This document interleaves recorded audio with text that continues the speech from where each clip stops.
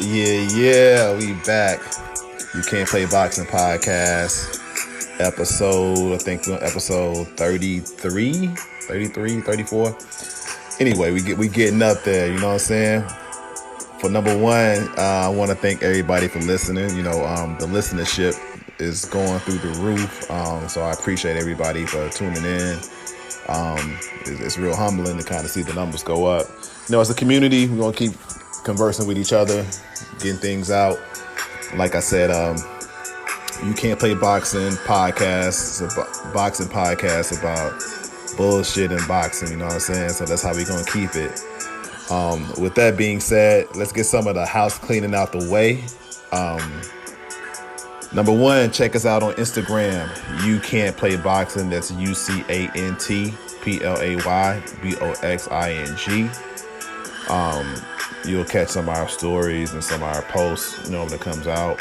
Also, our website is in the process of being finished up right now. It's Can't Play Boxing Podcast. Can'tplayboxing.com. You'll be able to find some news, some articles, merchandise. You'll be able to find old episodes. So it's wrapping up. So I appreciate everybody being patient with that. Also, check us out on YouTube. You Can't Play Boxing. Also, check us out on Twitter. You Can't Play Boxing Podcast. So, you know, that's all our socials and media and everything like that. So, with that being said, how y'all been this week, man? It's been a crazy, crazy week. On top of it being a crazy, crazy week, I think it's going to be a crazy, crazy, fall time. We're going to get into a lot of things. We're going to talk about the ESPN Plus fight that we had, which was, it was on some Mike Tyson punch-out type shit. We're going to talk about Tank Davis versus Santa Cruz. Got a lot of stuff going into it. So, and also the big thing, we're going to talk about the top 10 fighters of the 2000s. So before we get to that, let's kind of talk about some bullshit. And starting off the bullshit, man, you know, we got our president. Our president, he caught coronavirus, man. Now, I don't know about you. I don't know if you guys believe it, if you guys think it's a hoax. Me personally, I can't call it, you know what I'm saying? I think it could be false flagging, you know what I'm saying, for sympathy and to kind of have a new narrative. That's why I don't get into politics. I mean, I'm into politics as far as I participate, as far as exercising my right. But as far as what's real and what's fake, it's all smoke and mirrors to me, you know what I'm saying? So yeah, if you don't know, on, Thursday night, it came out that Donald Trump has coronavirus along with his wife. Then Friday, they took him to the hospital. And then Sunday, he was doing all these weird appearances, driving down the street. It's like, is this 2020, man? What year are we in? It seems like Twilight Zone for real, bro. This don't seem real. But anyway, he the president got out of the hospital today, recording this on a Monday. And so we'll see. We got only 29 days for this election to happen. I think we're going to see a lot of more crazy things happen before the election. Everybody just buckle up and settle in for the ride, bro. I mean, I don't know how this is going to go. Speaking about coronavirus, the NFL had a couple of cases that turned out to be positive. One of the people that turned out to have a positive case was Cam Newton of the New England Patriots. Their game had to be postponed for a day just to make sure anybody else didn't have it. And Cam Newton, Gonna probably be benched for the next game or two. But shout out to Cam Newton, bro. I mean, they paying him like $1 million. I mean, which, don't get me wrong, $1 million is awesome for me. However, you know, when you get paid $1 million and the person who's backing you up is getting paid more than you, it's kind of makes you shake your head. But anyway, that game got postponed. They played it today. I think Kansas City ended up winning 26 or something. So Kansas City won that game. Also, the Tennessee Titans, I think where we had like 16 people that end up catching the coronavirus in this Titans facility. So a lot of people are thinking that they wasn't really following protocol, which, you know, if you think about this whole NFL experiment they're doing, to only have less than 20 people roughly catch coronavirus out of 3,000, that's not too bad. That's less than 1%.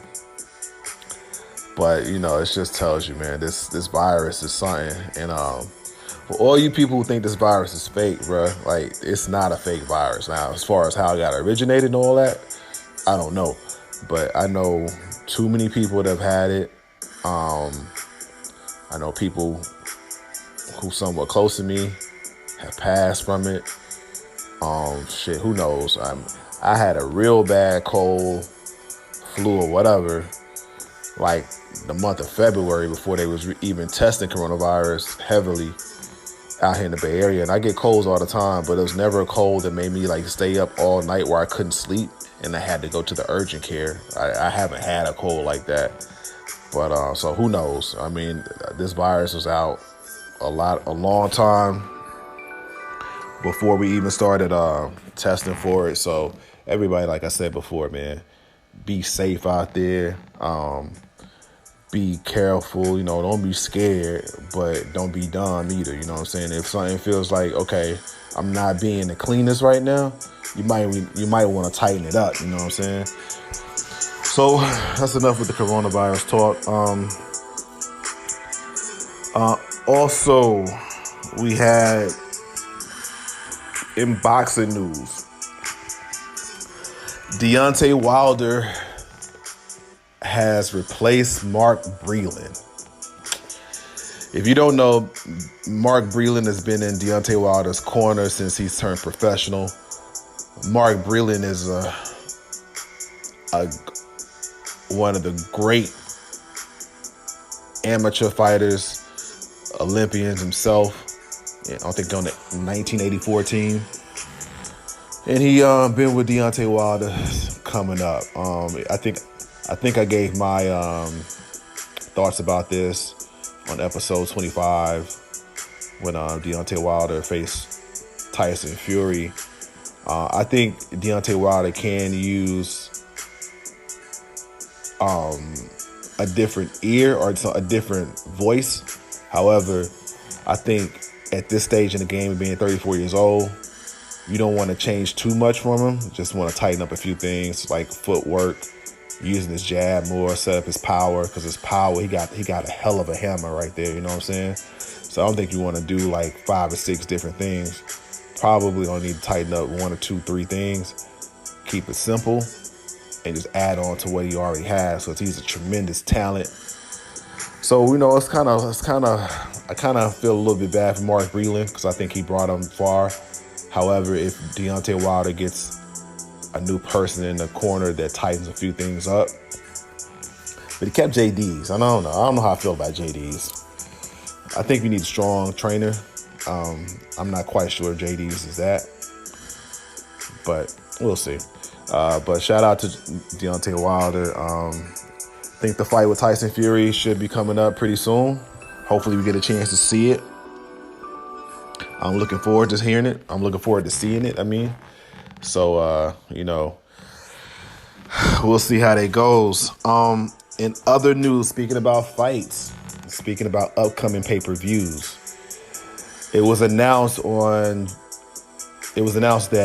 Tank Davis, Gervonta Davis, is going to fight Leo Santa Cruz. We all knew that. However, the fight got a new date. It's going to be a Halloween, October 31st. And the site is going to be in San Antonio in the Alamo Dome. So, yeah, I'm looking forward to that. It's going to be on pay-per-view. Matter of fact, it's an outside chance I might end up going to the fight. It's in San Antonio, and they're going to allow fans. However, I'm trying to find out if I really want to start traveling for fights again. Yeah, so more to come on that. Of course, as we get closer to the fight, I'm going to have my prediction and kind of tell y'all who I think is going to win that fight. It's going to be very interesting. You got power versus a boxer, man. It's going to be an interesting fight, bruh. It's going to be an interesting fight, bruh, for real. So I'm looking forward to that. That's a pick 'em. Yeah. It's a good fight, though. Good fight. What else we had a hell of a fight on ESPN Plus this past week. You had 140 pounds. Man, I'm tripping real quick.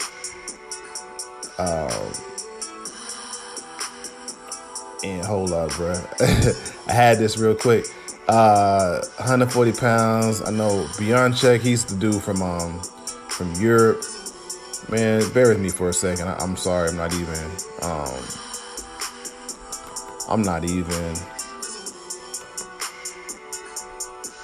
as organized as I typically am. But I want to get these guys' names right because they gave us a hell of a fight. And I don't want to shortchange them by not having their name right. You know what I'm saying? I want to give them all the credit for what they did. And it was a hell of a fight that we saw. So, all right. So, we had Jose Pedraza, you know what I'm saying, versus the dude's name they fought. I want Bartholomew. Hold on. Again, bear with me for a second, y'all.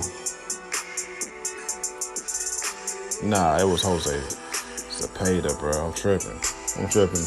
All right. So we got this right, y'all. Jose Zepeda, man, and Ivan Barancek. Man, they fought 5 rounds. Fight was like some shit out of Mike Tyson Punch-Out. 2 drunk guys fighting. 8 knockdowns, 5 rounds. Some of the craziest shit I've seen. Jose Zepeda, he won. He was a more skilled boxer. Barancek, he kind of like a rock and sock 'em, come forward, straight to the, straight down the middle type guy, but he has power. If you didn't see that fight, man, check it out, bro, because it was a crazy fight. Fight of the year, possibly, but it's a light load. And the skills in that fight was I like more of a skilled fight, like a chess battle but it was a good fight, though. So check it out. If you don't have ESPN Plus, check it out on YouTube, whatever, or how you get it. But it's definitely a dope fight. So what we're going to do, we're going to take a quick commercial break. We're going to be back. What we're going to talk about, the main topic, we're going to talk about top 10 fighters of the 2000s. Who you think going to be number 1? You'll find out in a second.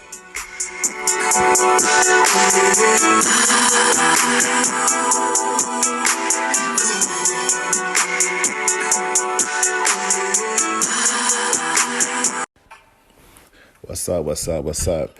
It's that time of the show where we kind of give a shout out to our sponsors. The sponsor today is Anchor.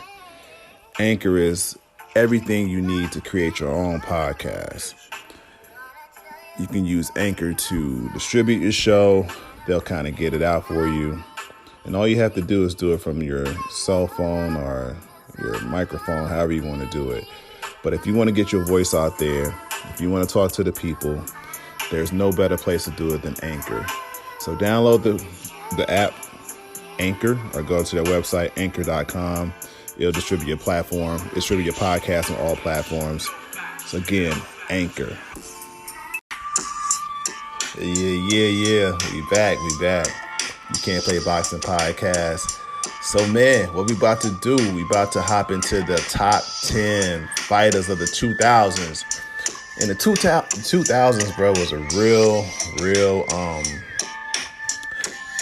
crazy era for boxing. I mean, you started off with having Oscar kind of dominate as a big draw in the early 2000s. And then you kind of saw, Lennox Lewis. You kind of saw he was at his tail end, you know what I'm saying? You had the Klitschko's dominating, a big majority of that heavyweight. And of course you had Manny Pacquiao. You had Floyd Mayweather running rampant in the welterweight. And you had Bernard Hopkins being an alien, you know what I'm saying? True alien, you know what I'm saying? So it was a crazy year. I mean, crazy decade as far as boxing goes. And it's really a boxing decade where we have a debate. Typically the debate is who's number one. Did you have Manny or Floyd? You know what I'm saying? So I'm going to go over my top 10 fighters in the 2000 decade. And, we'll see if y'all agree. If y'all don't agree, shoot me something on the socials, you know what I'm saying? And we can talk about it. So, number 10. This guy, underrated guy, but one of my favorite guys in boxing. I'm talking about coming out there, St. Petersburg, Florida. Ronald Winky Wright, you know what I'm saying? Winky Wright started off, man, one of the better middleweights up to light heavyweight, you know what I'm saying? Had some notable wins. Had a big fight with Jermaine Taylor, one of my favorite fights to watch. I like watching that fight because it's still a debate who won that fight. He beat Felix Trinidad. He beat Shane Mosley twice, you know what I'm saying? They put him on the map back in 2004. Beyond that, you know what I'm saying? He had some losses, but he had some losses to, talking about Paul Williams, who I think is, if he wouldn't have got hurt, Paul Williams he was nice. You know what I'm saying? If you haven't seen Paul Williams, nice. He lost to Bernard Hopkins too. Winky Wright, man, had a shell defense. Great jab. Strong guy. Tough fighter. So he's my number 10 when it comes to top 10 fighters in the 2000s. So number 9, what we're going to do, we're going to go to the guy who, the golden boy, the money man. Definitely, he ushered in the big money for a lot of the welterweights and middleweights and put a lot of people on the map commercially. You know what I mean? He pretty much, when he got in the ring with you, he put that stamp on you. So that's why I say, even though he lost some fights in 2000s, a lot of his big fights, his impact, what Oscar De La Hoya did impact-wise in the 2000s is undeniable, you know what I'm saying? Golden Boy Promotions became one of the biggest promotional companies in the 2000s. All the while, Oscar De La Hoya was still in some of the biggest fights in the 2000s. Fought as number one to start off the decade, him and Shane Mosley fought where they packed out the Staples Center, you know what I'm saying, in June of 2000. De La Hoya lost that fight, but then he came back. 9 months later, beat Arturo Gatti, MGM Grand. Then he beat Fernando Vargas in 2002. Big fight. Then he fought Mosley again. Lost that second fight too. But all these fights are blockbusters. Then the next year he fight Bernard Hopkins and MGM Grand. Lost that one too, but he stamped Bernard when he did that. Then, in 2007, he fought Floyd Mayweather, stamped Floyd. He lost it, but he stamped him. And of course he lost to Pacquiao, which put Pacquiao on the map. So a lot of the big fights De La Hoya lost for sure, but he catapulted all these people that are on these lists to blockbuster household names. So that's why, especially with having Golden Boy, you gotta give respect to his name. So Oscar De La Hoya is my number 9 fighter in the 2000s. My number 8 guy in the 2000s is coming out of Mexico. You know what I'm saying? One of the best fighters out of Mexico in history. It's not too much more you can say about him, man. We're talking about Juan Manuel Marquez, bruh. Marquez, of course, he's famous for his fights against Pacquiao, but also in the 2000s, he fought Floyd Mayweather. He lost that fight. Floyd, to me, that's one of Floyd's most underrated fights as far as winning, because he shut Marquez out. And Marquez is an all-time great. I don't care what you say. He's an all-time great. So, but Marquez, as far as he goes, he had those 4 fights with Pacquiao. 3 of them happened in the 2000s. Of course, you know, he fought some of the other people like Floyd Mayweather. What are some of his other notable fights? Him and Marco Antonio Barrera. That's another good one. You know what I'm saying? Casamayor. His fight with Juan Diaz. That's an underrated fight. If you ever want to see like a fight of the year, watch that first Juan Diaz Marquez fight. Happened in 2009. Marquez is a beast, man. So salute to him. He's my number 8 fighter of the 2000s. My number 7 guy is coming from Europe, you know, and a lot of people don't give this guy credit because they feel like he was a pot shotter, you know what I'm saying? They don't think he sat down on his punches. They felt like he didn't fight the best competition. But whatever you may say, this guy finished his career being undefeated. And he beat some of the bigger names in his last few fights. We're talking about Joe Calzaghe. Finished his career off as 46-0. Didn't really start fighting notable people until like 2006. He kind of fought Jeff Lacey back when Jeff Lacey was a beast. He was undefeated at the time. Jeff Lacey was the shit back then. He beat Jeff Lacey, kind of exposed him. Then he had a couple notable fights, but then he fought Miguel Cotto, who was undefeated at the time, and he beat Miguel Cotto in Millennium Stadium back in 2007. Then after that, the famous quote from Bernard Hopkins, "I'll never lose to a white boy." You know what I'm saying? He fought Bernard Hopkins and he won that fight. I had Calzaghe winning. It wasn't an impressive. He didn't do anything spectacular, but he did enough to win. And Calzaghe beat Hopkins and he beat Roy Jones to finish his career. So a lot of people are going to say Calzaghe didn't face the best of competition in his prime. However, he beat everybody who came in front of him. And when you get in that ring, people they're not coming to see you and to hug on you. They're coming to win. And he won every time. My number 6 fighter, to me, is probably the best pure boxer as far as movement goes.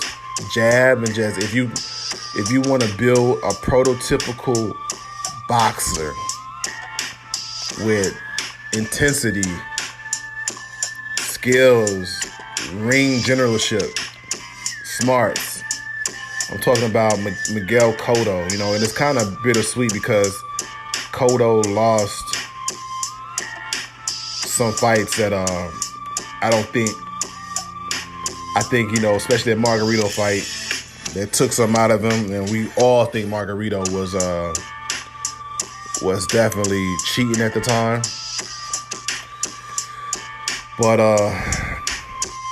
he lost that fight. But Miguel Cotto, Puerto Rico's finest, man. One of the best Puerto Rican fighters of all time. And that's saying a lot, you know what I'm saying? He had some big fights in the 2000s. He fought Shane Mosley. That was an awesome fight too. When they fought, like in 2006, I think. 2007, New York. Awesome fight. Of course, he beat Paulie Malignaggi. He really broke Malignaggi down in 2006. Let's go to some big fights he had. Zab Judah beat Shane Mosley. The Margarito fight, that was in 2008. We feel Margarito kind of cheated. and came back to beat Josh Clottey. Had a big fight with Pacquiao. Gave Pacquiao everything he can handle in November 2009. I actually think that was one of Pacquiao's toughest fights. But Pacquiao was on some otherworldly things at that time, so who knows? Who knows? But yeah, Miguel Cotto, one of the best fighters of all time. Number 6 on my list. Number 5, we got somebody who a lot of people hate as far as his style of boxing. They feel he was boring. And I agree with that. I think he could have been a more courageous boxer, especially with his physical ability and physical advantages he had. I'm talking about Vladimir Klitschko, you know what I'm saying? Dr. Steelhammer, you know. Klitschko had a reign in the 2000s in the heavyweight division that's unseen, really, you know, as far as defenses. He beat everybody that you put into him, except and I think the fight that changed his style, which a lot of people know about, but that Lamont Brewster fight, you know what I'm saying? He won that fight, but that's not Lamont Brewster. What's the fight I'm talking about? Oh yeah, Lamont Brewster 04. He beat him. And you know what I'm saying? That's kind of the fight that kind of made Klitschko become more of a defensive person, because Brewster had really put it on him. But Klitschko, you know, he beat Samuel Peter. He beat everybody put in front of him. I mean, there wasn't a lot of good heavyweights, but just his reign and just his dominance, you got to give him respect for. So that's why I got Klitschko as my number 5 fighter in the 2000s. Number 4, it's somebody who, to me, is one of the most talented fighters of all time. I'm talking about Roy Jones Jr. In the 2000s, we saw the highest of the highs from Roy Jones when he won the heavyweight championship. And we also saw the lowest of the lows when he started losing fights to Antonio Tarver, and we saw some of the skills kind of decline. But Roy Jones Jr. is still fighting. Matter of fact, he got a fight coming up next couple months with Mike Tyson. But Roy Jones Jr. in the 2000s, of course, he was already dominating the light heavyweight division. Then he went up in 2003 and beat John Ruiz. But then after he beat Ruiz, you know, he had that tough fight with Tarver later on in the year. And then he lost to Tarver in 04. And then we lost to Tarver in 04. That's when you start seeing Roy Jones lose to Glenn Johnson. Tarver lost 3 fights in a row. Antonio Tarver twice and Glenn Johnson once. He ended up beating Felix Trinidad past his prime in 2008. And of course, we talked about how he lost to Joe Calzaghe in 2008. But Roy Jones Jr., man, one of the all-time greats, talent-wise. He's unfuckwittable, you know what I'm saying? So he's my number 4.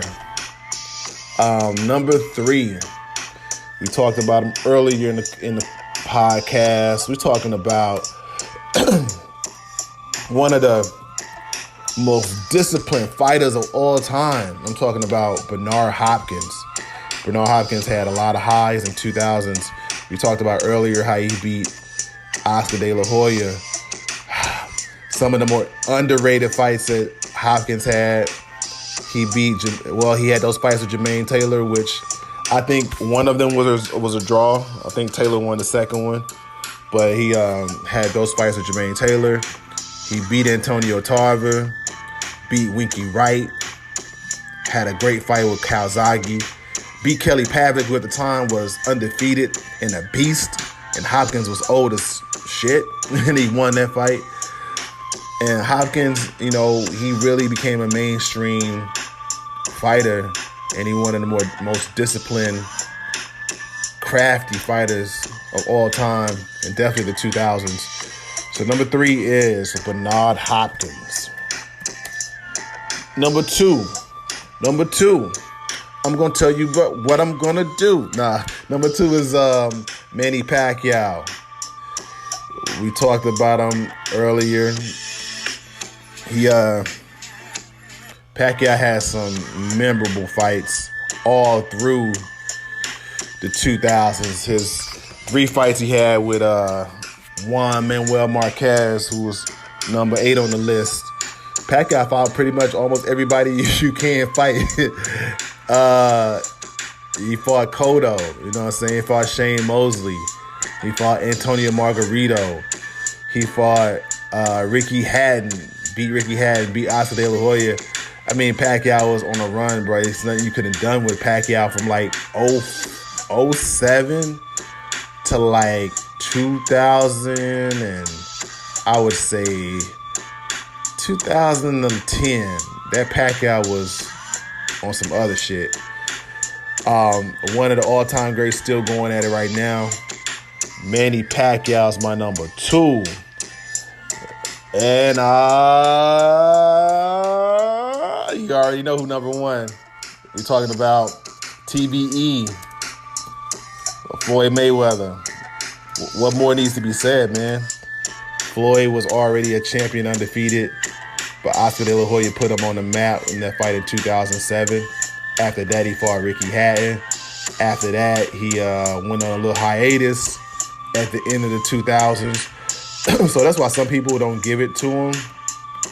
But skill-wise, bro, Floyd Mayweather, and money-wise, Floyd Mayweather put things on the map. Floyd Mayweather Jr.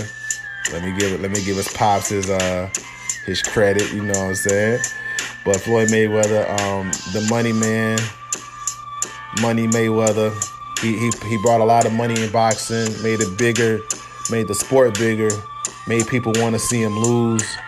Like I said, he beat Juan Manuel Marquez, Ricky Hatton, Oscar De La Hoya, beat Arturo Gatti, Zab Judah in the 2000s. Oh man, he did it all, man. So Floyd Mayweather beat, of course, Jose Luis Castillo. Some people think that he lost that fight, but I think he won. One of the best ever, Floyd Mayweather Jr. So that's my top 10 fighters of the 2000s. Remember, if you want to check us out on You Can't Play Boxing. That's UCANTPLAYBOXING on Instagram. Check out the website, which is going to be finalized soon. Can't Play Boxing. Check out the YouTube, You Can't Play Boxing. Check out the Twitter, You Can't Play Boxing Podcast. And, until next time, y'all, we're going to wrap this up. Until next time, peace.